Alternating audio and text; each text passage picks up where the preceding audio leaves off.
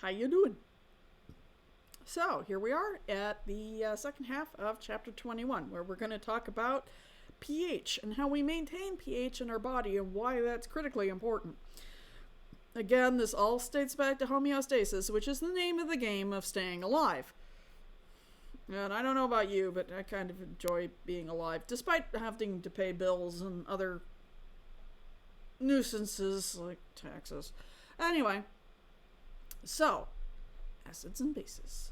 So, while electrolytes are very important, as I said the last half of this lecture, that without them, and if you're doing strenuous activities, you can very well drop dead without them. So they also release hydrogen ions, which basically makes things more acidic. So if you remember from last semester, 168, it was hopefully talked about that how the pH scale kind of works. So we have something called the pH scale, and basically it rates substances on whether they're acidic or basic or alkaline. And we usually, like I said, have a little range we stay around, which is kind of in between 7 and 8. And we like to stay there. It's like 7.35 to like 7.45. We don't like deviating out of that spot. Pure water is 7. It has an equal number of hydrogens to hydroxides, which is basically if you split water. So remember, water's chemical formula is H2O, so there's 2 H's and an O. And if you split it, it will naturally split with one hydrogen ion out there, and it will have a hydroxide ion, which is the OH. And sorry if I'm shaking, the cats have decided to start a stampede around the house now. Because they're cats. And the more hydrogens you have, those more hydrogen ions, basically what happens is that the more and more you have, the more and more acidic you go. So the further down you go on the pH scale.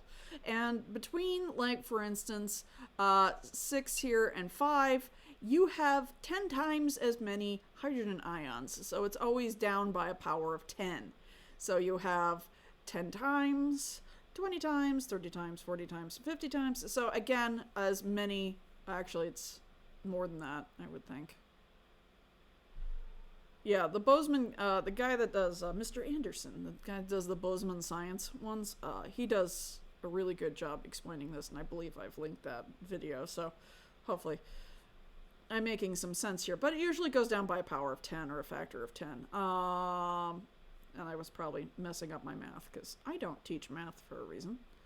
Anyway, long story short, so the more and more acidic is, the more hydrogen ions you have. Okay? Now, it goes the other way with hydroxide ions, or OH. So basically you have 10 to the times less hydrogen ions going this, but more hydroxide ions instead, and therefore you get more alkaline or more basic. Now, keep in mind, the safe spot is neutral. On either end is actually really, really dangerous. Acid of 0 can, do a lot of damage, but it's not what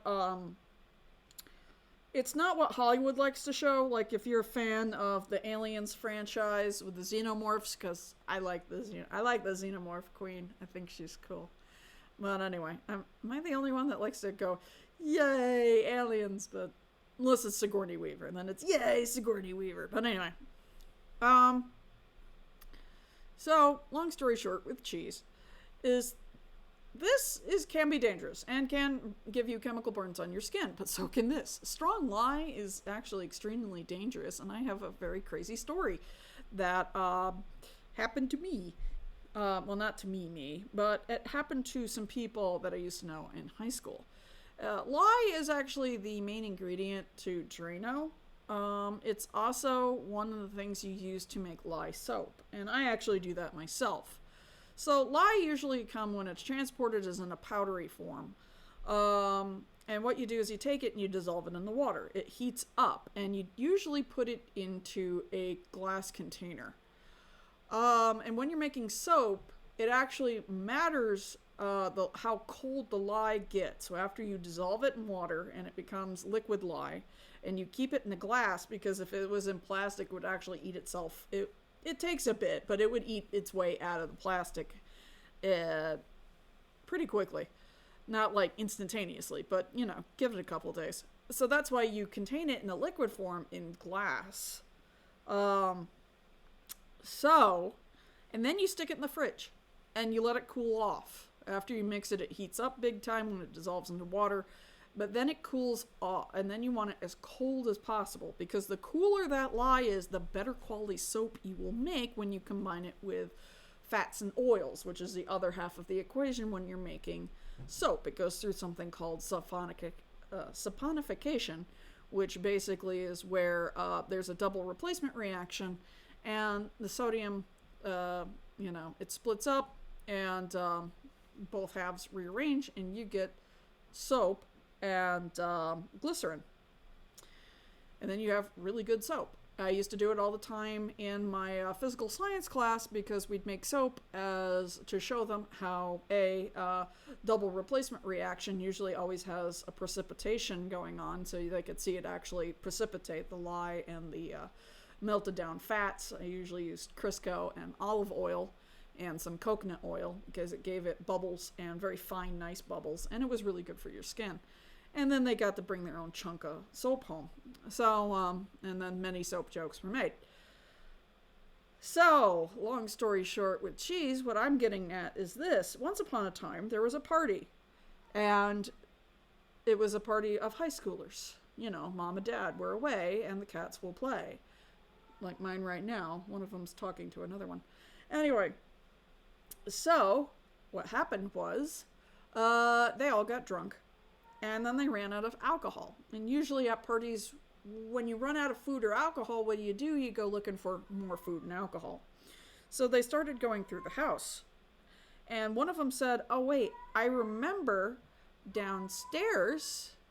It's, Tiger, what are you complaining about? I'm telling a story. Cats. I love them. My goodness. Anyway. Come up here and talk about it then. Anyway, so what happened was, one of them goes, I remember there was a fridge downstairs. Do you think there's any alcohol in the fridge downstairs? And the kid that lived there throwing the party goes, And so they go downstairs, they open up the fridge. Now, apparently one of his parents, I'm not sure if it was mom or dad, made soap. And so inside were some glass jugs. And you probably know as well as I do, granted, glass jugs that looked like white lightning jugs. Yeah. So they assumed it was white lightning. In reality, it was lye. Like I said, the cooler the lye is, the better quality soap you get.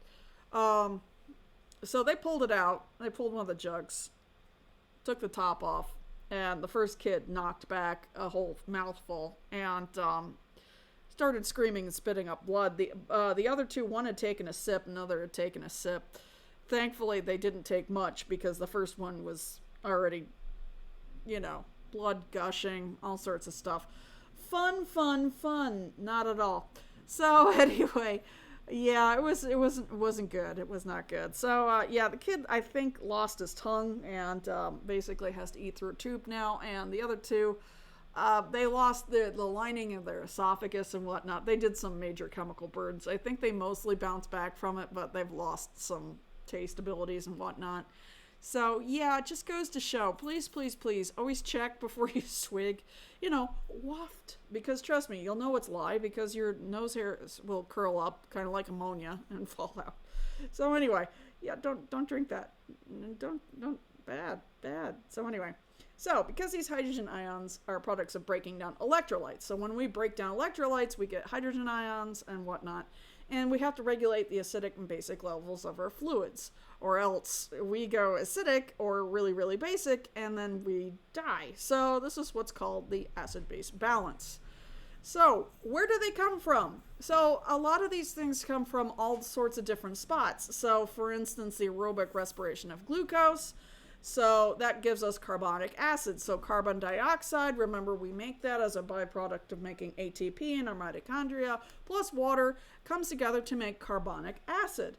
anaerobic respiration of glucose. So, when we make glucose without oxygen, remember that builds up in lactic acid. And we talked about lactic acid because that's the thing that builds up and lets you know your leg or your arm's fallen asleep. That's the thing that gives you the tinglies that drives you bonkers, and that's why you move it, because you're not getting enough oxygen to those cells. Lactic acid is building up and needs to be taken away, and on top of that, that's why you go, my leg or my arm has fallen asleep, and you start moving around to get that tingly feeling to go away, because it's your body letting you know you need oxygen there. Incomplete oxidation of fatty acids, acidic ketone bodies, which, especially if you have a heavy diet, that's based in fat, it's not very good for you. This builds up as well. Oxidation of amino acids containing sulfur, that brings us to sulfuric acid. And hydrolysis of phosphoproteins and nucleic acids, which brings us to phosphoric acid. So you're going, oh my goodness, all of these acids, how do we fix this? Well, we do something kind of cool. So some acids are stronger than other acids. So strong acids ionize more completely and release more hydrogen ions. Like, for instance, hydrogen chloride in gastric juice. Basically, remember, it has a ton of hydrogen ions. Weak acids ionize less completely and release fewer hydrogen ions. So that carbonic acid, which is produced when carbon dioxide combines with water. Ooh, a fascinating thing here. So bases, same thing, release ions that can combine with all those hydrogen ions, therefore lower their concentration. So all those free ions floating around, hey, we've got all these bases right here. Why don't we use those to suck up all the excess ions and therefore bring the acidic levels down? And we can do the reverse if things are getting too basic. We can get, oh, wow, we need to release more hydrogen ions, so that way you can bring it back again towards 7. Wow. So we use acids and bases to basically neutralize each other. So strong bases ionize more completely and release more hydrogen or hydroxide ions and other negative ions. Example, sodium hydroxide, which is actually lye. Weak bases ionize less completely and release fewer hydroxide ions or other negative ions, such as sodium bicarbonate, which acts as a base. And this is where we get the dance between our friend carbonic acid and sodium bicarbonate. So there's a dance that goes back and forth. It goes this way, and it depends on which way water is dancing as well. So either an acid shift or an alkaline basic shift could threaten our internal environment. Remember, we don't want somebody threatening our homeostasis. We like our homeostasis. It keeps us alive. So normal metabolic reactions generally produce more acid than base. So therefore we use bases to suck up those hydrogen ions. And these reactions include cellular metabolism of glucose, fatty acids, amino acids, what we just said. So basically just doing your normal thing of being your body. So we get a lot of acids getting built up. So maintenance of acid usually eliminates acids in one of 3 ways. You can have acid-base buffer systems, basically excretion of carbon dioxide, and renal excretion of hydrogen ions. So in other words, if we breathe out carbon dioxide, this helps. And if we go to the bathroom and excrete hydrogen ions that way. And the acid-base buffer systems are actually pretty cool. So we're going to talk about that. But we're also going to talk about these 2 things too. But we've kind of already talked about them a little bit when we talked about in Chapter 19, the respiratory system, and Chapter 20, kidneys, and how they work. So it's all coming together now, isn't it? All right, so chemical buffer systems. And we have a really, like I said, this is a really clever right here, the bicarbonate buffer system, where we basically go back and forth between bicarbonate and carbonic acid, depending on what we need at any given time. So the chemical buffer systems of all body fluids are based on chemicals that will combine with excess acids or excess bases. So if we have excess hydrogen ions, basically we use a weak base, like bicarbonate, to suck up all of those acids, and it changes the strong acid into a weak acid, which is carbonic acid. And then if we have too much bases, basically we can use that carbonic acid to flip over into a bicarbonate. Isn't that clever? So yeah, we can flip back and forth between bicarbonate, which is basic, and carbonic acid, which is acidic, to basically keep our body in alignment within that narrow pH range. Isn't that kind of cool? Isn't that just so clever? Like I said, there's a lot of different things in the body that's just absolutely clever, and then there's some things like that just make you go, ugh. But anyway.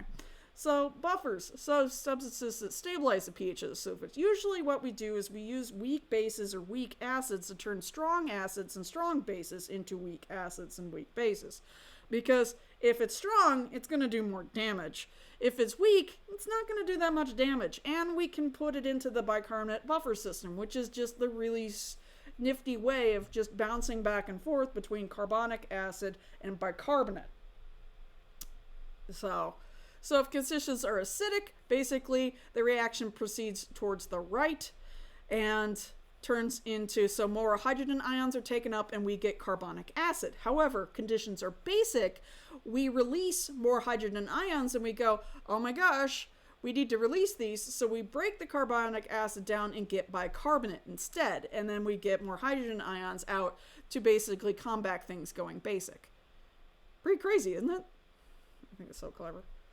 So the phosphate buffer system and the protein buffer system. We also have this because, again, we have to work with phosphates and proteins, especially when we're metabolizing proteins. So this is, a phosphate is found in intracellular and extracellular fluids. It's important in intracellular fluid, the renal tubular fluid, in urine.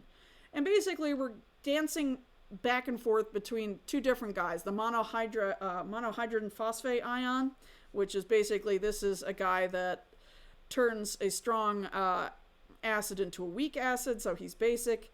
And then the dihydrogen phosphate ion right here that converts a strong acid to a weak base. So it's a lot like this, except different, use phosphates instead of bicarbonate. And acidic conditions cause reaction proceeds to the right. So again, if we have a lot of hydrogen ions, we're going to head towards the dihydrogen phosphate ion. But if we have, we need to release hydrogen ions, then we head towards the monohydrogen phosphate ion. Again, same little clever dance. If we need more, suck up, we make more base. If we need to, to let go of hydrogen ions, we make more acid. So kind of cool. Anyway, protein buffer system. So this one uses albumin, hemoglobin, and certain cell proteins. And basically you'll see these groups buffer excess acidity and alkalinity by accepting releasing hydrogen ions. I don't go into this one as much because it isn't as crazy as and fundamental as like the bicarbonate. I like to beat the bicarbonate a lot. So there you go. So again, breathing is a big thing on how we regulate hydrogen ions using the bicarbonate buffer system. So, and this is actually why if you're having a panic attack and you're breathing out too hard, you're actually losing too much carbon dioxide, because we actually do need a bit of carbon dioxide to help us with this acid-base shifting. So if you're having a panic attack and somebody brings you to breathe into a paper bag, that's actually helping, because it's helping the person collect more carbon dioxide back into their system. So that is a way to treat, panic attacks and hyperventilation. So that actually treats and helps hyperventilation. We'll talk more about that in a minute. So anyway, basically what happens is cells increase production of carbon dioxide. So say we're running around, we're doing something, heavy, and it basically turns into carbonic acid. So that carbon dioxide gets into our blood, makes carbonic acid. Carbonic acid releases a whole bunch of hydrogen ions. This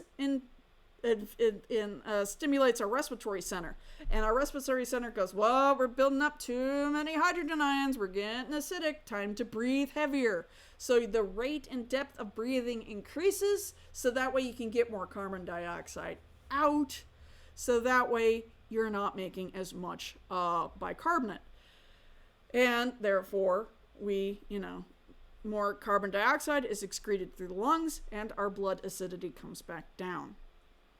Pretty crazy. So this is why, the bicarbonate system is working hand in hand with breathing and whatnot. Now, renal excretion of hydrogen ions. The nephrons help regulate the hydrogen by basically, getting rid of hydrogen ions in the urine. Hydrogen ions are added to the renal tubules by tubular secretion.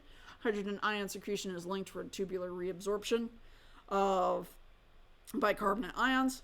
And acids appear in the body fluids as a result of metabolic processes. Usually, again, this is stuff that's usually metabolic, therefore it's not really, just from breathing and making ATP. So this is, so in other words, it reabsorbs these ions that bind to free hydrogen ions to form our friend carbonic acid, and then the buffering system prevents the body fluids becoming too acidic. The breakdown of certain amino acids produces phosphoric or sulfuric acid, so a high-protein a high-protein donut, one that's made of meat, diet can produce excess acids. So kidneys compensate for the extra acidity by increasing the tubular secretion of hydrogen ions and increase excretion in the urine. So yeah, for those of you that are on the paleo diet or whatnot, you're actually making a ton more acids and making your kidneys definitely kick those out. So, is it bad? Is it good? No. I am not. I am not a nutritionist. Which is probably, don't take, I teach the science, not the nutrition. Anyway. So, chemical and physiological buffer systems help maintain hydrogen ion concentration, and we have a very narrow range. As I mentioned in the last chapter, in this chapter, it's 7.35 to 7.45. That's it. That's how we keep it. And this dance between bicarbonate and carbonic acid bouncing back and forth, that keeps us actually right there, which is very nice. However, we can go outside of that range, but it will get you sick. So there is a survival range as low as 6.8 and as high as 8. Anything going towards that is called acidosis. Anything going above that is alkalosis, neither of which you want to be in for any length of time. However, sometimes we hit it, and you're going to see in different places where this happens. So acidosis results from accumulation of acids or loss of bases. So it basically makes your pH below 7.35. Again, alkalosis is the reverse of that, where you've got not enough hydrogen ions whatsoever and too many bases, and therefore your pH goes above 7.45, which is not cool. How do we get there? Well, there's two different causes. There's respiratory and metabolic. So let's talk about acidosis first. So respiratory acidosis is basically when you get too much carbon dioxide, and therefore your acidity in your blood is going up and up and up and up and up. So this is from decreased gas exchange. This is from obstruction of air passages. This is decreased depth of breathing and rate of breathing. So in other words, if you're choking on something, your blood, and you're not getting enough oxygen in, and there's too much carbon dioxide building up, you're gonna die by respiratory acidosis. So metabolic acidosis is basically accumulated by other acids or loss of bases. So in other words, usually what's going on here is we've got kidney failure to excrete acids or excessive production of acidic ketones in diabetes. This accumulates in non-respiratory acids, so we can't breathe it out. It's basically your kidney is all up to this point, but unfortunately, if your kidney's not doing it, you get metabolic acidosis. Or you can have excessive loss of bases, which is what happens with prolonged diarrhea and other loss of intestinal secretions, or prolonged vomiting, which is why they always tell you if you've got a kid who's got vomiting and diarrhea, and they can get, or somebody that has vomiting and diarrhea at the same time, they can get extremely dehydrated extremely fast. But this also brings on metabolic acidosis. So to get yourself to the hospital to get fixed. Now, alkalosis, again, has two types, which is respiratory and metabolic. So respiratory is caused by an excess of loss of carbon dioxide, and therefore your blood's getting more basic. This is what hyperventilation, I was saying earlier. Basically, if you put the brown paper bag over somebody because they're hyperventilating, that actually lets them get more carbon dioxide back into their system and therefore brings the pH back down. So, anxiety, fever, poisoning, high altitude. you will see respiratory alkalosis. So like, for instance, you know, you're one of those people that like live in Florida, which is a very low, you know, low to the sea level, you know, very, very close to the sea level, to the point the sea level is probably going to become Florida soon. Whereas, and then you decide to move to a high altitude state like Colorado. All of a sudden you could have respiratory alkalosis with high altitude, because you've just shifted in altitude. Your body is not used to trying to pull in, you know, you're losing too much carbon dioxide, and therefore you go into hyperventilation and respiratory alkalosis. Now you adjust over time, hopefully, but that's, you know, respiratory alkalosis for you. So again, now on metabolic alkalosis, on the other hand, this happens with like gastric vomiting, with loss of gastric secretions, and certain diuretics. So you can lose your non-respiratory acids, which leads to metabolic gain of bases, and therefore too many antacids. That's why they have to tell you, please be careful with the antacids. They had to tell me that when I was pregnant with my son, because, and we'll talk more about this during the chapter where we talk about gestation and whatnot coming up, but their mothers actually do get pretty, what is it? We get heartburn when their kids are growing hair in the womb. I'm not kidding. Whatever the, trying to think of what when children are growing hair on their heads, and boy, did my son come out with a full head of hair. But yeah, my last month was nothing but straight up, oh boy, major heartburn. And that is a byproduct of the kid growing hair in your womb. So if you had a kid that came out with a full head of hair, you probably had major, major, you know, heartburn. And I feel for you, because I did too. But I was also chewing on Tums like crazy, and my doctor had to like slap them out of my hand at one point and going, no, this can give you metabolic alkalosis, because it's antacids, which is basically acid is blocking acids. It's going to make your blood go basic if you have too much. So you can't just be chewing on Tums 24/7. If you're having acid reflux, go talk to your doctor. Chewing on Tums can actually get a lot of Tums all day long, all day. Yeah, that's going to get you in major buku amounts of trouble. So go talk to your doctor if you're eating Tums constantly, because that might be something else. All right, compensation. So resistance to a pH shift during an acid-base imbalance. This is accomplished by changes of various chemical buffers, respiratory carbon dioxide accretion, and renal hydrogen ion excretion. So basically, due to, again, what I was talking about, excess antacids, so when I was chewing antacids because my son was growing hair in my womb, chemical buffers release hydrogen ions into body fluids. Rate and depth of breathing decreases, so I was breathing really lightly, retaining as much carbon dioxide as possible and lowering my pH. The kidneys decrease tubular secretion, so it's holding on to all those hydrogen ions to try and fight that. Now, compensation for respiratory acidosis due to pulmonary disease. So again, chemical buffers bind to the hydrogen ions to remove them from bodily fluids, so we're making a whole bunch more bicarbonate.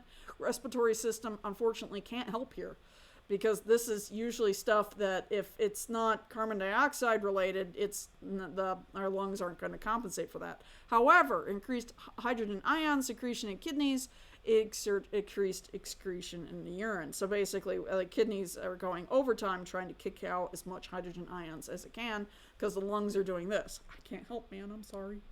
So anyway, so there you go. That is the dance of acids and bases in your body. And I hope you found that kind of just as cool as I kind of find it. It's kind of neat. So with that said, I'll see you next week, and I hope you have a good one. I'll talk to you later.